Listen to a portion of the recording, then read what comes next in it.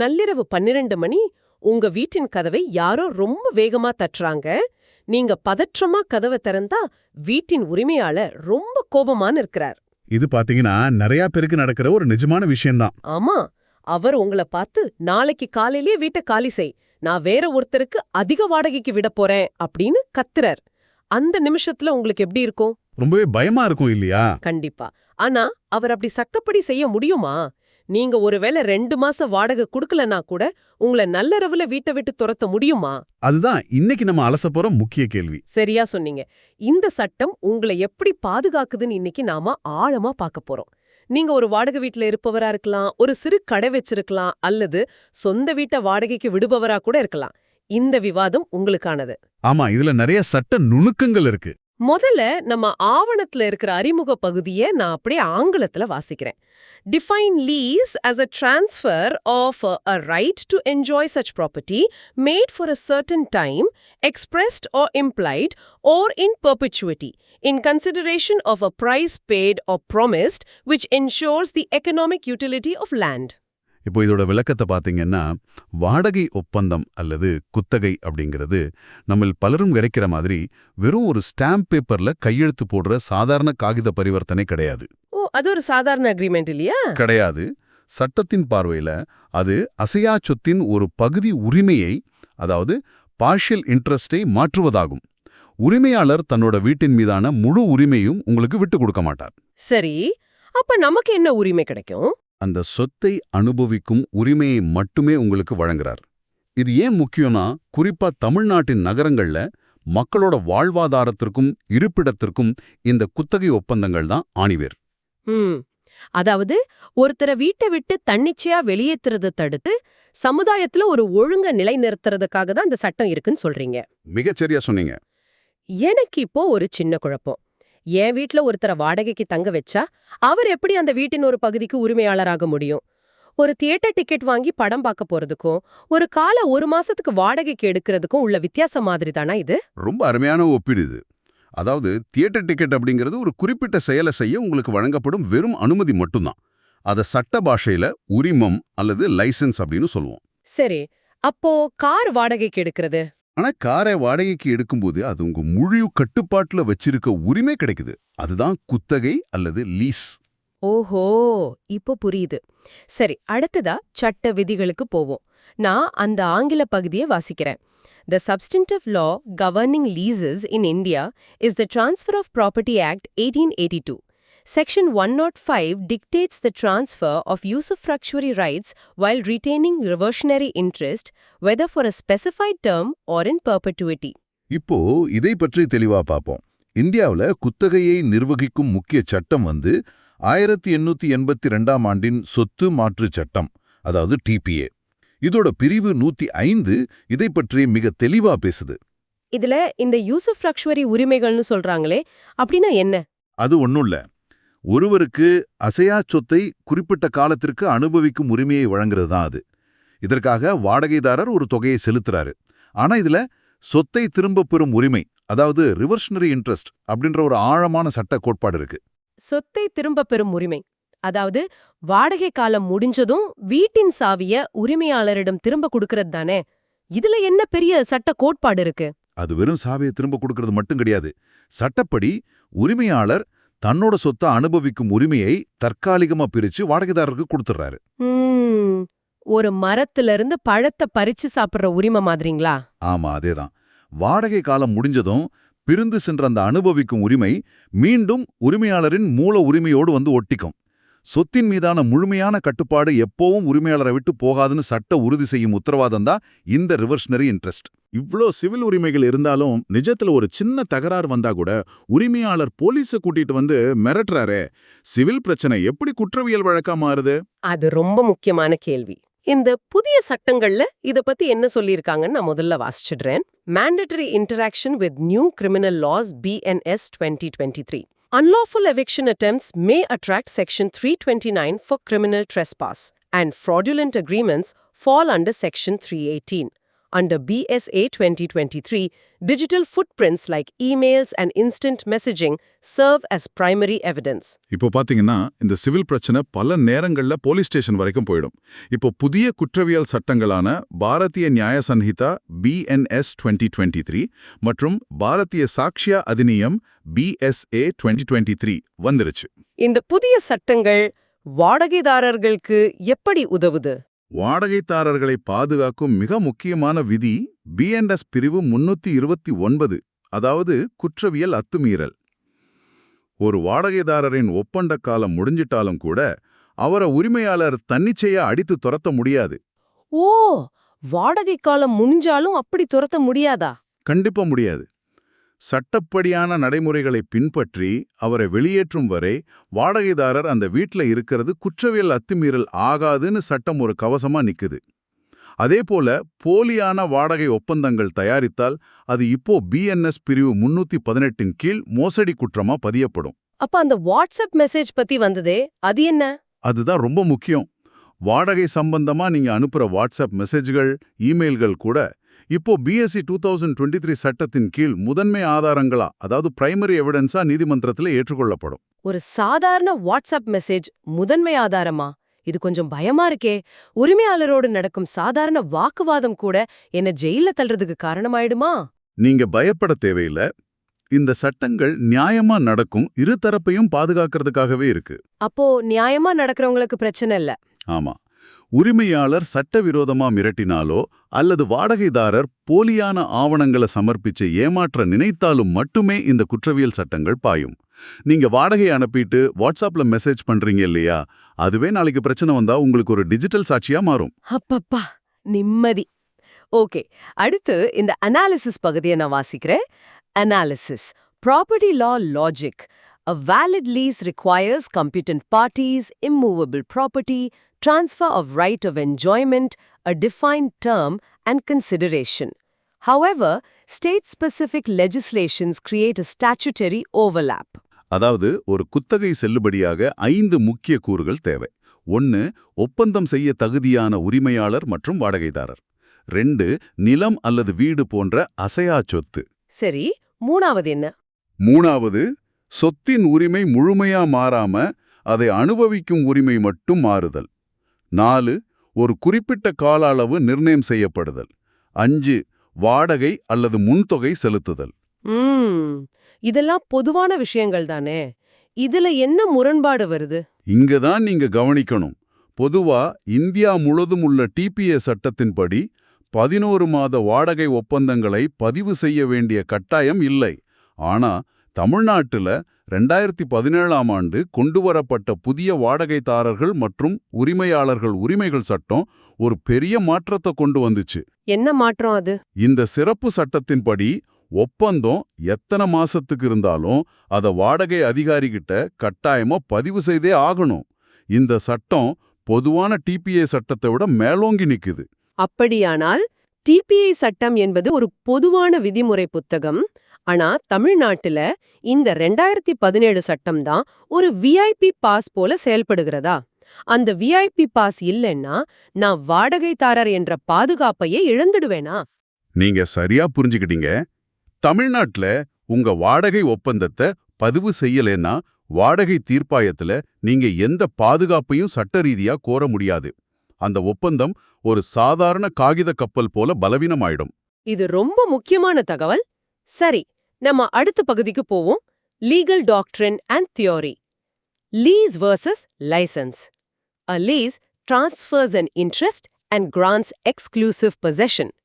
A license under Section 52 of the Easements Act merely permits an act and is revocable ad libitum. ஆரம்பத்துல நாம பார்த்த அந்த theatre ticket மற்றும் car வாடகை உதாரணத்துக்கு இப்ப மீண்டும் வருவோம். இந்த இடத்துல தான் பிரத்யேக உடைமை கோட்பாடு, அதாவது டாக்ட்ரின் ஆஃப் எக்ஸ்க்ளூசிவ் பொசெஷன் என்ற சட்ட விதி உள்ளே வருது. அதாவது நான் என் நண்பனை வீட்ல உள்ள கெஸ்ட் ரூம்ல 1 மாசம் தங்க அனுமதித்தால் அது குத்தகையில வருமா அல்லது உரிமத்துல வருமா? அவனும் எனக்கு பணம் தரான், அறையையும் பயன்படுத்துறான். நீங்க உங்க நண்பரை விருந்தினராரை தங்க வைப்பது அப்படிங்கிறது கண்டிப்பா ஒரு உரிமம், அதாவது லைசன்ஸ் தான். ஏன்னா அந்த முழு வீட்டின் கட்டுப்பாடும் அந்த அறையின் சாவியும் உங்க கட்டுப்பாட்டுல தான் இருக்கு. ஓ, நான் முழு உரிமையும் அவனுக்கு கொடுக்கல, அதனால இது லைசென்ஸ். ஆமா, நீங்க அவருக்கு பிரத்யேக உடைமைய கொடுக்கல, வெறும் தங்குவதற்கான அனுமதியை மட்டுமே கொடுத்திருக்கீங்க. ஆனா குத்தகையில வாடகைதாரருக்கு முழுமையான கட்டுப்பாடு இருக்கும். உரிமையாளர் கூட வாடகைதாரரின் அனுமதியின்றி வீட்டுக்குள்ள நுழைய முடியாது. அது மட்டும் இல்லாம உரிமையாளர் நினைச்ச உடனே குத்தகையை கேன்சல் பண்ண முடியாதே. கண்டிப்பா முடியாது. குத்தகைய உரிமையாளர் நினைத்தவுடன் ரத்து செய்ய முடியாது. ஆனா உரிமத்தை அவர் எப்ப வேணுமானாலும் ரத்து செய்யலாம். இன்னொரு முக்கியமான விஷயம், குத்தகை எடுத்தவர் இறந்துவிட்டால் அந்த உரிமை அவரது வாரிசுகளுக்கு மாறும். ஆனா உரிமத்துல அந்த நபர் இறந்தால் அனுமதி உடனே முடிவுக்கு வந்துவிடும். இது மிகவும் தெளிவான விளக்கம். ஓகே, இப்போ உரிமைகள் மற்றும் கடமைகள் பத்தின ஆங்கில பகுதியை நான் வாசிக்கிறேன். Rights and liabilities of lessor and lessee, section 108 TPA. The lessor must disclose latent defects and ensure quiet enjoyment. The lessee must pay rent, maintain the property barring reasonable wear and tear, and fulfill all lessee's liabilities. இதுல DBA சட்டம் பிரிவு 108 ரொம்ப தெளிவா பொறுப்புகளை வரையறுக்குது. முதல்ல உரிமையாளரின் பொறுப்புகள். மறைமுக குறைபாடுகளை தெரிவித்தல், அதாவது கேவியட் வெண்டார். வீட்டின் அஸ்திவாரத்துல பிரச்சனை இருந்தாலோ, அடிக்கடி தண்ணீர் தேங்கும் பிரச்சனை இருந்தாலோ அதை மறைக்காம வாடகைதாரர்கிட்ட சொல்லணும். ஓ, அத மறைக்க கூடாது. அடுத்தது என்ன? அடுத்து, அமைதியான அனுபவத்தை உறுதி செய்தல். வாடகைக்கு விட்டுட்டு தினமும் வீட்டுக்கு வந்து தொந்தரவு செய்யக்கூடாது. இப்போ நான் ஒப்பந்தம் போட்டு வீட்டுக்குள்ள வந்துட்டேன். மழை பெய்யுது, மேற்கூரை ஒழுகுது. உரிமையாளருக்கு ஃபோன் செஞ்சா அவர் எடுக்கல. வீட்டை சரி செய்யறது யார் பொறுப்பு? உரிமையாளர் வீட்டை பழுது பார்க்க மறுத்தா வாடகைதாரரே அதை சரி செய்துவிட்டு அதற்கான ரசீதை வச்சு அந்த செலவை அடுத்த மாத வாடகையிலிருந்து கழிச்சுக்க உரிமை சட்டப்படி வாடகைதாரருக்கு உண்டு. அப்படியா? இது நிறைய பேருக்கு தெரியாதே. சரி, வாடகைதாரரோட பொறுப்புகள் என்ன? சரியான நேரத்துல வாடகை செலுத்துவது முதல் கடமை.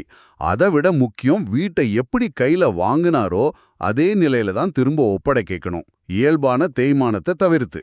இந்த இயல்பான தேய்மானம், ரீசனபிள் வேர் அண்ட் டியர் அப்படின்றதுல தான் உரிமையாளருக்கும் வாடகைதாரருக்கும் பலத்த சண்டையே வருது. பெயிண்ட் மங்குவதற்கும் ஜன்னல் கண்ணாடி உடைவதற்கும் உள்ள வித்தியாசமா இது. வீட்டை காலி செய்யும்போது அட்வான்ஸ் தொகையில இதுக்காகத்தானே பணத்தை பிடிக்கிறாங்க. ஆமா, இது ஒரு அன்றாட பிரச்சனை. இயல்பான தேய்மானம் அப்படின்னா நாம அன்றாட மீட்டை பயன்படுத்துறதால காலப்போக்குல இயற்கையா ஏற்படும் மாற்றங்கள். சுவர்ல உள்ள பெயிண்ட் மங்குறது, தரையில் நடப்பதால் ஏற்படும் சிறு கீறல்கள் போன்றவை இதுல அடங்கும். இதற்காகலாம் அட்வான்ஸ்ல இருந்து பணத்தை பிடிக்க கூடாதா? கண்டிப்பா பிடிக்க முடியாது. ஆனா குழந்தைகள் சுவர்ல கிறுக்கி வைப்பது, கோபத்துல கதவை உதைத்து உடைப்பது, அல்லது சுவர்ல பெரிய ஆணி அடிச்சு ஓட்டைய போடுவது, இதெல்லாம் இயல்பான தேய்மானம் கிடையாது. அதற்கான பழுதுபார்ப்பு செலவு வாடகைதாரர் தான் ஏற்கணும். ஓ, இப்போ தெளிவா புரியுது. சரி, அடுத்த செக்ஷனை வாசிக்கிறேன். Judicial precedents. In Associated Hotels, the Supreme Court established the intention of parties test. Sivayogam and Anthony cases further clarified that unregistered leases exceeding 1 year default to a month-to-month tenancy. இப்போ சட்டம் காகிதத்துல இருப்பதை மட்டும் வச்சு எல்லாவற்றையும் முடிவு செஞ்சிடுமான்னு கேட்டா இல்ல. ஒருவேளை வாடகை கட்டுப்பாட்டு சட்டங்கள்ல இருந்து தப்பிக்க உரிமையாளர் குத்தகை ஒப்பந்தத்திற்கு பதிலா தந்திரமா உரிமம்னு தலைப்பிட்டு ஒப்பந்தம் போட்டா நீதிமன்றங்கள் அதை அப்படி ஏத்துக்காது. ஓ, தலைப்பு மட்டும் நம்ப மாட்டாங்களா? ஆமா, 1959 நடந்த அசோசியேட்டட் ஹோட்டல்ஸ் வழக்குல உச்ச நீதிமன்றம் தரப்பினரின் நோக்கம், அதாவது இன்டென்ஷன் ஆஃப் பார்ட்டிஸ் என்ற ஒரு அளவுகோலை கொண்டு வந்தாங்க. ஒப்பந்தத்தின் தலைப்பு உரிமம்னு இருந்தாலும் உள்ளே இருக்கும் சரத்துகள் அந்த வீட்டிற்கான முழு கட்டுப்பாட்டையும் வாடகைதாரருக்கு கொடுத்தால் நீதிமன்றம் அதை குத்தகை என்றே கருதும். அப்போ 2023 சிவயோகம் வழக்கிலே என்ன சொன்னாங்க? சிவயோகம் வழக்கிலும் 2000ல வந்த ஆந்தோனி வழக்கிலும் ஓராண்டுக்கு மேலான குத்தகை ஒப்பந்தத்தை பதிவு செய்யாவிட்டால் அது சட்டப்படி ஒரு நீண்ட கால குத்தகையாக கருதப்படாது, வெறும் மாதாந்திர வாடகையாகவே சுருங்கிவிடும்னு நீதிமன்றங்கள் தெளிவுபடுத்தியிருக்கு. ரொம்ப ஆச்சரியமா இருக்கு.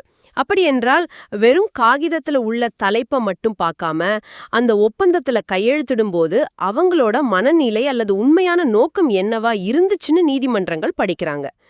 நீதிபதிகள் ஒரு உளவியலாளர் போல செயல்படுறாங்கன்னு சொல்லலாமா? ஆமா, இவ சுவாரஸ்யமான பார்வை.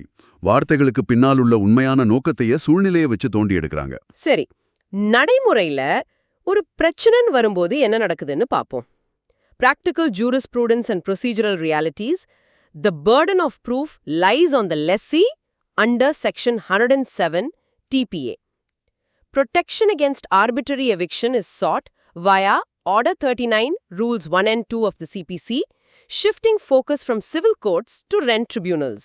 நான் வாடகை வீட்ல இருக்கேன். உரிமையாளர் என்ன வலுக்கட்டாயமா வெளியேற்ற அடியாட்களை அனுப்புறாருன்னு வைங்க. நடைமுறை சட்டத்துல நான் இங்க சட்டப்படியான வாடகைக்கு இருக்கிறேன்னு நிரூபிக்கும் பொறுப்பு, அதாவது burden of proof, வாடகைதாரர்கிட்டயே இருக்கு. அப்போ அதுக்கு பதிவு செய்யப்பட்ட பத்திரம் கண்டிப்பா தேவையில்லையா? ஆமாம். உரிமையாளர் வலுக்கட்டாயமா வெளியேற்ற முயன்றா வாடகைதாரர்கள் சிவில் நீதிமன்றத்துல சிபிசி ஆர்டர் 39 இன் கீழ் ஒரு இடைக்கால தடை உத்தரவு, அதாவது டெம்பரரி இன்ஜங்ஷன் பெறலாம். இந்த இடைக்கால தடை உத்தரவு அப்படிங்கிறது எனக்கான சட்டப்பூர்வமான கவசமா? அதாவது தீர்ப்பு வரும் வரை என்னை யாரும் தொட முடியாது என்பதற்கான உத்தரவாதமா? ஆமா, அது ஒரு வலுவான கவசம்.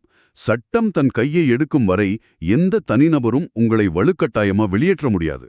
ஆனா உரிமையாளரோட நிலைமை என்ன ஆகுறது? உரிமையாளரின் நலனும் முக்கியம். தமிழ்நாட்டுல ஒரு வாடகைதாரர் வாடகை கொடுக்கலினாலோ அல்லது உரிமையாளருக்கு அந்த வீடு சொந்த பயன்பாட்டிற்கு தேவைப்பட்டாலோ அவர் நீண்ட காலம் சிவில் நீதிமன்றத்துல காத்து கிடக்க வேண்டியதில்ல. வாடகை தீர்ப்பாயத்தை அணுகி விரைவா தீர்வு பெறலாம். இந்த சட்டங்கள் கேட்பதற்கு நல்லா இருந்தாலும் நிஜத்துல சில குறைகள் இருக்கத்தானே செய்யுது. அத பத்தி ஆங்கிலத்துல வாசிக்கிறேன். Critical analysis, lacunae and legislative flux. Gap 1 identifies the prevalence of oral agreements. Gap 2 highlights the lack of caps on commercial security deposits. Proposed solutions include ex post facto registration and a digital lease vault. இங்க சரியா விரல் வச்சிருக்கிறது இந்த அமைப்பின் மிகப்பெரிய ஓட்டைகள்ல தான். தமிழ்நாட்டுல இன்றும் பல வீடுகள்ல எந்த ஒப்பந்தமும் இல்லாம வெறும் வாய்மொழி ஒப்பந்தத்தை நம்பித்தானே வாடகைக்கு இருக்காங்க. இது முதல் குறை. ஆமா, அதே போல சிறு கடைகளுக்கான வணிக குத்தகைகள்ல செக்யூரிட்டி டெபாசிட்க்கு எந்த ஒரு உச்சவரம்பும் இல்ல. இதனால சிறு வியாபாரிகள் சுரண்டுபடுறாங்க அல்லவா? இதற்கெல்லாம் என்ன தீர்வு? வாய்மொழி ஒப்பந்தம் செய்தவங்க வாடகை தீர்ப்பாயத்துல எந்த பாதுகாப்பும் இல்லாம சிவில் நீதிமன்றங்கள்ல வருடக்கணக்குல அலையறாங்க. இதுக்கு சட்ட வல்லுநர்கள் 2 முக்கியமான தீர்வுகளை முன்வைக்கிறாங்க. ஒன்னு, எக்ஸ் போஸ்ட் ஃபேக்டோ பதிவு முறை. அப்படின்னா தாமதமா வர்றவங்களுக்கு அபராதம் விதிக்கிறதா? ஆமா, தாமதமா வரும் வாய்மொழி ஒப்பந்தக்காரர்களிடம் ஒரு அபராதத்தை வசூலித்துவிட்டு அவங்களையும் சட்டக்குடையின் கீழ் கொண்டு வர வாடகை ஒப்பந்தத்தை பதிவு செய்ய அனுமதிக்கணும். 2வது, பதிவுத்துறையுடன் இணைக்கப்பட்ட ஒரு டிஜிட்டல் குத்தகை பெட்டகம், அதாவது டிஜிட்டல் லீஸ் வால்ட் உருவாக்கப்படணும். டிஜிட்டல் குத்திட பெட்டகம், இது கேட்கவே எதிர்கால தொழில்நுட்பம் போல் உள்ளதே. சொத்து வாடகைக்கான பிளாக் செயின் போன்றதா இது? கிட்டத்தட்ட அப்படிதான். இது ஒரு மையப்படுத்தப்பட்ட டிஜிட்டல் ஆவணம். ஒரு வீட்டை வாடகைக்கு எடுக்கும் முன் அந்த வீட்ல வேற யாராவது வாடகைக்கு இருக்காங்களா அல்லது அதை வாடகைக்கு விடுபவர் தான் அதன் உண்மையான உரிமையாளராங்கிறத ஒரே கிளிக்ல தெரிஞ்சுக்கிற தொழில்நுட்பம் இது. இது நடைமுறைக்கு வந்தா பல மோசடிகள் ஆரம்பத்திலே முடக்கப்படும். அருமை. நாம இந்த ஆழமான விவாதத்தின் இறுதி பகுதிக்கு வந்துட்டோம். ஆங்கில முடிப்புரை இதோ. The law of lease is not merely a contractual obligation, but a tool for balancing property rights with human dignity. It aligns constitutional goals of social justice with social responsibility and legal certainty. இந்த வாடகை மற்றும் குத்தகை சட்டங்கள் வெறும் 2 நபர்களுக்கு இடையிலான பரிவர்த்தனை என்பதை தாண்டி சமூகத்துல பெரிய தாக்கத்தை ஏற்படுத்துது. இதை நாம இந்திய அரசியலமைப்பு சட்டத்தோடு இணைத்து பார்க்கணும். அது எப்படி அரசியலமைப்போட சம்பந்தப்படுது? குத்தகை சட்டங்கள் என்பவை வெறும் கொடுக்கல் வாங்கல் அல்ல. அவை அரசியலமைப்பு கூறும் சமூக நீதியையும், அதாவது ஆர்டிகிள் 38 ஒவ்வொரு மனிதனின் கண்ணியமான வாழ்வாதார உரிமையையும், ஆர்டிகிள் 21ஐயும் காக்கும் முக்கிய கருவிகள். அப்போ உரிமையாளரோட சொத்துரிமை? இந்திய அரசியலமைப்பு சொத்துரிமை ஆர்டிகிள் 300A என்பது ஒருத்தருக்கு இருந்தாலும் அதை அவர் சமூக பொறுப்புணர்வுடன் தான் கையாள வேண்டும் என்று எதிர்பார்க்கிறது. பணபலம் உள்ளவர்கள் தன்னிச்சையாக செயல்பட்டு எளிய மக்களை வீட்டை விட்டு துரத்துவதை தடுத்து சட்டத்தின் முன் அனைவரும் சமம் என்ற நிலைத்தன்மையை இந்த சட்டங்கள் தான் உறுதி செய்யுது. ஒரு சாதாரண வாடகை ஒப்பந்தத்தாளுக்கு பின்னால் இவ்ளோ பெரிய அரசியலமைப்பு சிந்தனை இருப்பது உண்மையிலேயே ஆச்சரியமா இருக்கு. விவாதத்தை முடிப்பதற்கு முன் நேயர்களான உங்களுக்காக ஒரு சிந்தனையை விட்டு செல்ல விரும்புறேன். கண்டிப்பா சொல்லுங்க. நாம பார்த்தபடி வாட்ஸ்அப் மெசேஜ்கள் கூட முக்கிய சாட்சியா மாறும் இந்த டிஜிட்டல் காலத்துல ஒரு வாடகைதாரரின் தனிப்பட்ட தரவு பாதுகாப்பு, அதாவது டேட்டா பிரைவசி, மற்றும் வீட்டு உரிமையாளரின் சொத்துரிமை சட்டங்கள் எதிர்காலத்துல எப்படி ஒன்றோடு ஒன்று மோதிக்கொள்ள போகுது? டிஜிட்டல் உலகத்துல உங்களோட அந்தரங்கமும் வீட்டு உரிமையாளரின் கண்காணிப்பும் எந்த புள்ளியில இணையும்? சற்று சிந்தித்துப் பாருங்கள். இந்த ஆழமான சட்டப் பயணத்தில் எங்களோட இணைந்ததற்கு நன்றி. மீண்டும் சந்திப்போம்.